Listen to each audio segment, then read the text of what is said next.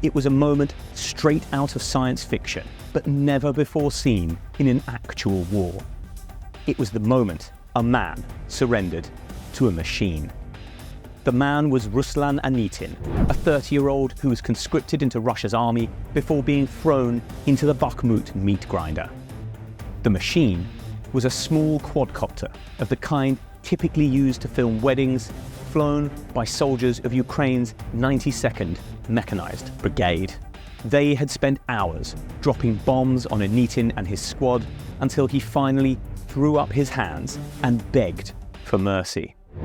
Extraordinary footage showed how the drone's controllers dropped instructions to Anitin, who then followed the craft across no man's land to Ukrainian lines, where he surrendered.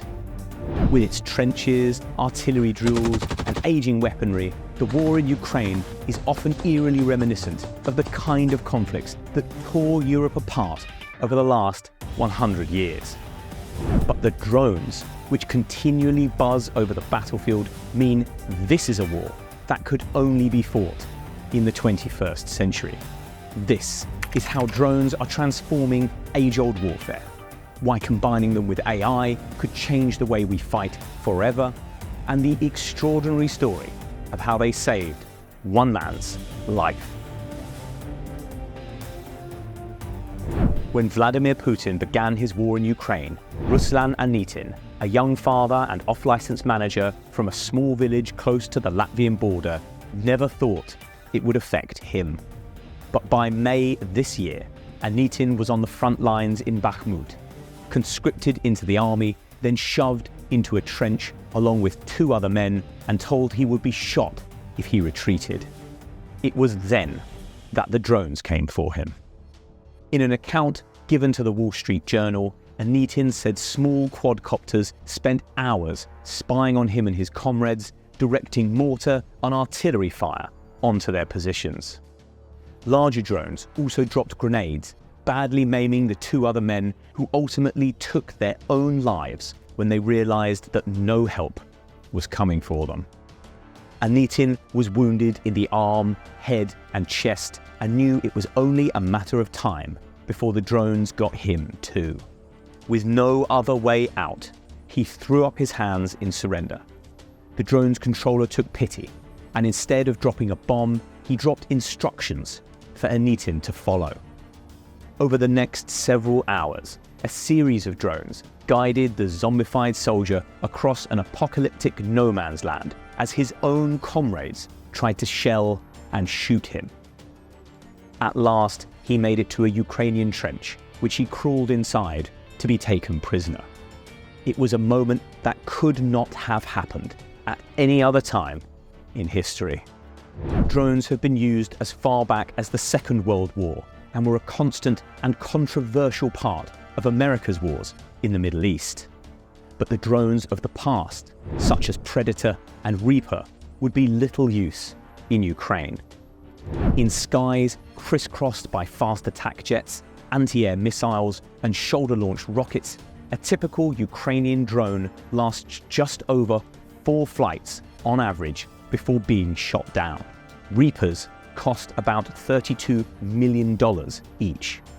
The sums just don't add up. That is why Ukraine and Russia have switched away from large, conventional drones like the Turkish Bayraktar, which was popular in the first days of the war, to small, cheap, highly mobile craft that skim just over soldiers' heads. They cost as little as a few $100s each, meaning you can buy tens of thousands of them for the cost of a single Reaper, and they are so widely available that soldiers often buy their own online. Controllers can learn how to fly them in just a few hours, and they can easily be modified to carry out a whole host of tasks. First and foremost, small quadcopters, which are named for the 4 propellers keeping them aloft, have been used to aim artillery and mortars. It means human scouts don't have to risk being killed by getting too close to enemy positions, and gunners can use fewer shells to nail their shots. Modified with parts that could be made in a 3D printer, the same drones, or larger hexacopters and octocopters, can be used to drop explosives onto the enemy. Telegram is littered with thousands of videos of helpless soldiers being torn to shreds by these bombing raids. And skilled crews with a good aim can take out armoured vehicles and tanks worth millions of dollars each with just a few grenades. Quadcopters have even been filmed dogfighting with enemy Russian drones and dodging surface-to-air missiles. Fitted with high-definition cameras, thermal sights, and laser rangefinders, the drones can also be used to give commanders a real-time view of what is happening on the battlefield. That has caused problems for Ukraine's counter-offensive, as concentrating troops and armour for an attack has proved difficult without being spotted from the skies. Drones themselves have also been turned into weapons. One type are loitering munitions, which are similar to anti-tank rockets like the Javelin, but which don't head straight for their targets. Instead, they hover over the battlefield for anywhere between half an hour and 9 hours before crashing down, guided either by a human or by selecting their own targets. These have proved particularly useful at taking out artillery guns a long distance behind the front lines. Another type are the so-called suicide drones, like the Iranian-made Shaheds, which Russia has been using in nightly raids on Ukrainian cities. Loud, slow, with a relatively small payload and vulnerable to rifle fire, the Shaheds pose little threat on their own.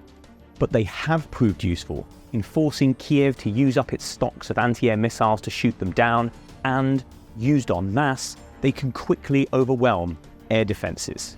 That creates gaps for Russia's larger, more powerful, and much more expensive missiles like Kalibr, KH-101, and Kinsal to punch through.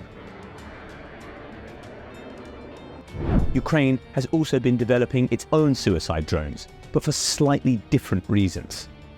Kiev desperately wants long-range rockets to strike targets inside Russia, and while the West has provided some, they come with a caveat that they can't be used for those missions. So, the Ukrainian military has developed suicide drones like the UJ-22 and Beaver to be used instead of, rather than alongside, long-range missiles. Moscow has been attacked twice by these craft, once targeting the Kremlin itself, and a second time targeting the wealthy neighbourhoods where Putin's closest allies live. The low-tech drones appear to be causing difficulties for Russia's air defences, so they have also been used for attacks on military fortresses like Crimea. An aerial drone is thought to have been behind a huge fire at Sevastopol, and a seaborne drone almost took out the Ivan Kurz battleship, but failed to explode on impact. Drones have also begun fighting other drones, battering each other out of the skies in a crude demolition derby, which is set to become a lot more sophisticated in the near future. In the latest development, Ukraine has begun combining suicide drones with VR technology, which gives pilots a first-person view through the eyes of the machine. FPV drones, as they have been dubbed, are being used by Ukraine for its counterattack and are proving highly effective at taking out Russian troops, trenches, and radar equipment. And in very rare cases, weapons have been turned into drones. Russia recently drove an ancient T-54 tank packed with 6 tons of explosives at Ukrainian lines where it detonated in a huge fireball, like the very big IEDs used by ISIS in Syria. But unlike ISIS, who used suicidal human drivers in the attacks, Russian military bloggers claim the tank was operated by remote control. Heated conversations are now taking place in Western capitals about what exactly this all means for the future of warfare, and some changes are already being made. The US has set aside almost $250 million to counter quadcopter-style drones without exhausting its expensive air defense systems. One result is the drone hunter F-700, a hexacopter equipped with 2 nets that uses artificial intelligence to hunt down and snare enemy craft without the need for a human controller. They have already been used in Ukraine to take out Russian spy drones and are now being adapted to fight the Shaheds. Advanced camouflage is being developed to allow units to hide from the drone cameras, and militaries are learning how to use decoys to conceal the true position of their units. Long-range guided weapons are also becoming increasingly important as conventional artillery falls victim to the terror in the skies. Going forwards, army chiefs are increasingly concerned about what happens when drones are combined with artificial intelligence, a move that many believe will change war forever. Drone swarms, intelligent packs of explosive craft that fly alone but think as a unit, are seen by experts as the holy grail of this new kind of war. Moving like a shoal of fish, they would disperse on the way to a target to make them hard to shoot down, then converge at the last moment for maximum destruction. Countries including the US, Russia, and China are spending millions to try and develop such systems, as well as the technology to stop them. Thus far, there are no good solutions, but almost certainly those defenses will have to be controlled by AI as well, because only a machine will be able to think fast enough to stop another machine. But giving weapons the ability to think for themselves carries risks, as a recent test in the US seemingly demonstrated. Colonel Tucker Hamilton, an AI specialist with the Air Force, penned a blog post back in June claiming an AI drone killed its operator during a simulation when it deemed the man to be getting in the way of its mission. Ordered not to kill the operator, the drone then took out the communications tower that he was using to relay orders that the drone didn't like.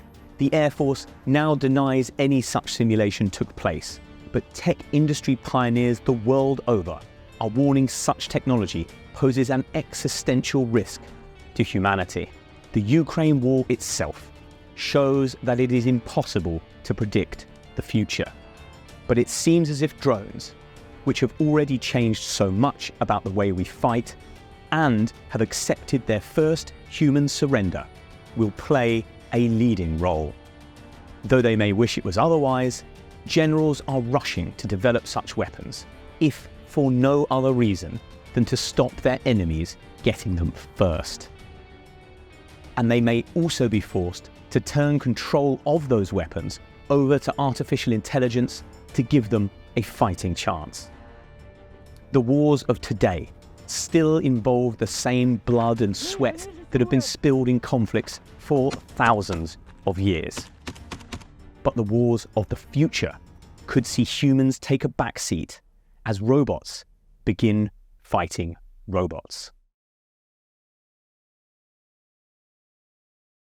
Don't forget to hit like and subscribe to our YouTube channel for more videos like this.